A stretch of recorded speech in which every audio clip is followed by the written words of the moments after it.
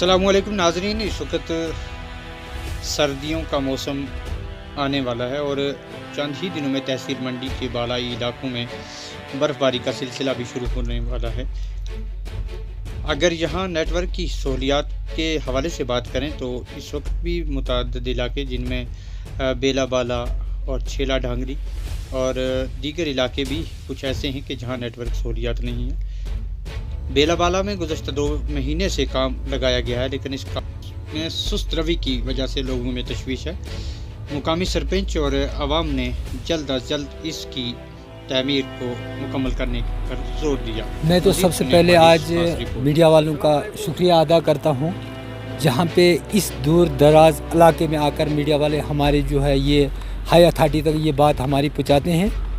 सबसे मेन तो है हमारी नेटवर्क का जो है ये डिस्ट्रिक्ट पुंछ में जो है सबसे दूर दराज इलाके का पटलकोट पंचायत जो है ये बहुत सी दूर है। यहाँ पे हर एक मुलाजम का आना बहुत सारा मुश्किलात है।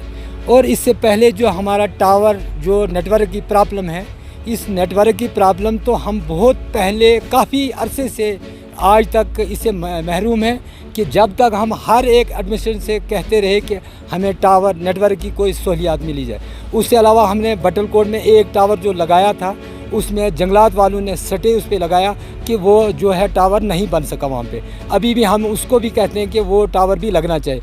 उससे अलावा हम डिस्ट्रिक्ट एडमिनिस्ट्रेशन का बहुत मशकूर हैं जो कि बेला बाला पंचायत बटलकोट बेला बाला में जो टावर बन रहा है। और ये टावर जो है ये बर्फ़ से पहले काम तो चल रहा है, लेकिन ये ढीला काम है। ये काम जो है ज़्यादा तेज़ी से होना चाहिए और ये काम जो है कि बर्फ़ से पहले हमारा जो है अंजाम होना चाहिए। ये नेटवर्क जो है यहाँ के लोगों को काफ़ी सारी मुश्किलातें जो हल कर सकती है। जहाँ पे कहीं किसी चीज़ का भी कोई बीमार हो कोई भी हो, जैसे बर्फ़ यहाँ पे पड़ेगी, बर्फ़ के वजह से हमें जो है बहुत सारी दिक्कत आएगी। जब तक नेटवर्क नहीं होगा हम किसी से बात नहीं कर सकते हैं।